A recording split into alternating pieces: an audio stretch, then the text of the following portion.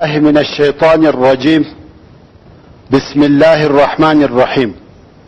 الحمد لله الشافي والمعافي النافع والضار، لا خير إلا خيره ولا فضل إلا فضله ولا رب سواه، له الحكم وله الحمد وهو على كل شيء قدير. والصلاة والسلام على أشرف الأنبياء والمرسلين، نبينا وحبيبنا وسيدنا ومولانا محمد وعلى آله وصحبه أجمعين. أما بعد، السلام عليكم ورحمة الله وبركاته. بقرآن مجید سر علاج دریم افتح. محترم ورونو، په تیره دوهمه فته کې یو څه علاجونه بیان سوه، اوس به یو څه نور علاجونه هم در وښول سي، او په آخر کې به یو څه ضروري لارښوونې او هدایات هم واورئ ان شاء الله تعالی. د سر او غاښ د درد دپاره پر یوه پاکه تخته پاک ریګ اوار که، په یوه میخ پر هغه ریګ دا الفاظ ولیکه: ابجد هوز حطوی، او هغه میخ په زور او قوت سره پر الف کښېکاږه. د درد خاوند دې خپله ګوته په زور او قوت سره د درد پر ځای کښېږدي، او ته تر اعوذ بالله من الشیطان الرجیم او بسم الله الرحمن الرحیم تر ویلو وروسته سورة الفاتحه تر آخره ووایه، او بیا د هغه مریض څخه د درد حال وپوښته. که بیا هم درد موجود و، پر با میخ کښېکاږه او الحمدلله ووایه. مقصد پر یوه حرف میخ اږده او الحمدلله وایه. ان شاء الله تعالی دغه لس حرفه به پای ته نه وي رسېدلي چې درد به ورک سي. د دماغ د کمزورۍ دپاره تر 5 لمانځو وروسته پر سر لاس اږده او 11 واره یا قویو وایه. که په ژبه کې بندوالی وي یا ذهن او دماغ کمزوری وي، په شي نه پوهیږي، د سهار د لمانځه تر ادا کولو وروسته یوه پاکه شګه یعنی کوچنۍ ډبره په خوله کې ونیسه او د سوره طه 25 26 28 او 28 نمبر آیاتونه 21 واره ووایه، چې هغه آیاتونه داسې دي: رب اشرح لي صدري ويسر لي امري واحلل عقدة من لساني يفقه قولي. او هر ورځ پر یوه دانه کلچه یا یوه دانه بسکوټ سورة الفاتحه تر آخره لیکه، او دغه بسکوټ خوره.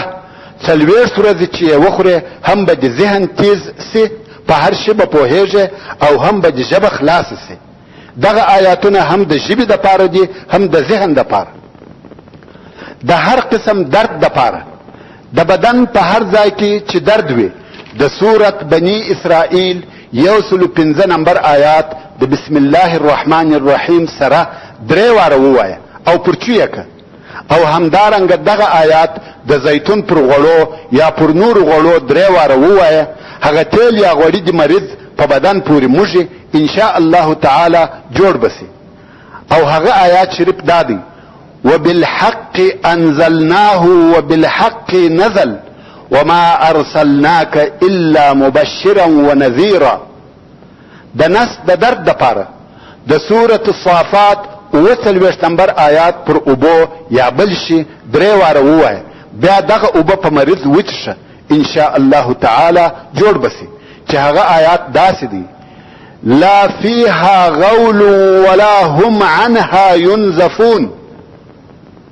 ورونو، د کولرا، طاعون او هرې وبا په وخت کې د ځان د ساتنې دپاره د دغسې مرضو په وخت کې چې هر شی خورې یا څښې، اول د انا انزلناه فی لیلة القدر صورت 3 واره پر ووایه او پر چویه که، بیا یې وخوره. ان شاء الله تعالی د دغه مرضو څخه به په امان سي. او هر چاته چې دغه مریضي پیښه سي، د هغه دپاره هم دغه صورت پر اوبو یا خوړو 3 واره ووایه، په مریض یې وچشه یا یې په وخوره. ان شاء الله تعالی الله عز وجل به شفا ورکي.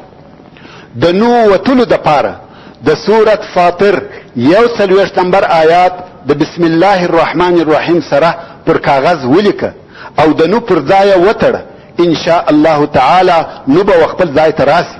او که دغه تعویض همیشه پر نو تړلی پرېږدې هېڅکله به دې نو ونوځي. هغه آیات شریف دا دی: ان الله يمسك السماوات والارض ان تزولا ولئن زالتا ان امسكهما من احد من بعده انه كان حليما غفورا. د تودې تبې دپاره د سورة الانبیاء 9 نمبر آیات پر مریض وایه او پر چکایه چې هغه آیات شریف داسې دی: وقلنا يا نار كوني بردا وسلاما على ابراهيم. او د یخې تبې دپاره د سورة هود 41 نمبر آیات وایه او پر مریض یې چکه چې هغه آیات شریف داسې دی: بسم الله مجريها ومرساها ان ربي لغفور رحيم.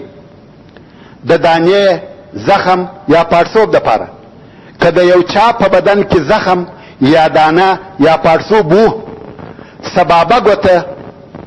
سبابه ګوته به په خپلو ناړو لنده کې او بیا به دغه ګوته پر پاکه خاوره کښېږدي، نو خود پر دغه ګوته به یو څه خاوره وموښلي، بیا به دغه ګوته پر زخم یا دانه تیروي او دا دعا به وایه: بسم الله تربت ارضنا بريقة بعضنا يشفى سقيمنا باذن ربنا. رواه البخاري ومسلم. دا کار د ورځې 3-4 واره کوه ان شاء الله تعالی جوړ بسې. په کور کې د مار یا فیری یا بل آفت د پیدا کېدلو دپاره د اوسپنې 4 میخه راواخله، پر هر میخ جلا جلا د سورت الطارق 15 14 او 19 نمبر آیاتونه 25 واره ووایه او پر چویه که. بیا نو دغه میخونه د کور په 4 کنجانو کې ټک وهه یا یې پټ که. ان شاء الله تعالی مار په دغه کور کې نه پاته کیږي. او هغه آیاتونه داسې دي: انهم یکیدون کیدا واکید کیدا فمهل الكافرین امهلهم رویدا. ان شاء الله تعالی په دغه کور کې به د پیری او آفت اثر هم پاتې نسی. د لیوني سپي د خوړلو او داړلو علاج بیا هم د سورت الطارق 15 14 او 19 نمبر آیاتونه د ډوډۍ یا بسکوټ پر 40 ټوټو یا ټکرو ولیکه. او هغه چاته چې لیوني سپي داړلی وي د ورځې یوه ټوټه ورکوه چې وی خوري. ان شاء الله تعالی لیونی به نسی.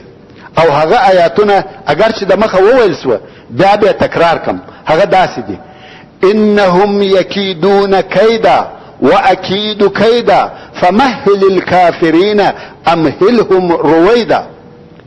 د وچوالي علاج ورونو که د یوې ښځې اولاد نه کېدی د لونګ 40 دانې راواخله او پر هره دانه د سورة النور 40 نمبر آیات وواره ووایه. په کومه ورځ چې ښځه د میاشتني عادت یا حیض څخه پاکه سي او غسل وکي د دغې ورځې څخه دي هره شپه تر بېدېدو د مخه یعنی د خوب په وخت کې دي یوه دانه لونګ خوري تر څو چې ټول لونګ خلاصیږي او تر لونګ خوړلو وروسته دي اوبه نه څښي. خو په دغه موده کې به د خپل خاوند سره کله ناکله نزدېکت کوي. او هغه آیات شریف دا دی: او كظلمات في بحر اللجي يغشاه موج من فوقه موج من فوقه سحاب ظلمات بعضها فوق بعض اذا اخرج يده لم يكد يراها ومن لم يجعل الله له نورا فما له من نور. د حمل نقصانېدل که د یوې ښځې همیشه د نس کوچنی نقصانېدی د سورة النحل 128 128 نمبر آیاتونه پر یوه کاغذ ولیکه. تر پوښولو وروسته دې ښځه پر نس وتړي ان شاء الله تعالی حمل به نه نقصانېږي. او هغه آیات شریف دا دی: واصبر وما صبرك الا بالله ولا تحزن عليهم ولا تكو في ضيق مما يمكرون ان الله مع الذين اتقوا والذين هم محسنون. د کوچنی د پیدا کېدو په وخت کې د دردو علاج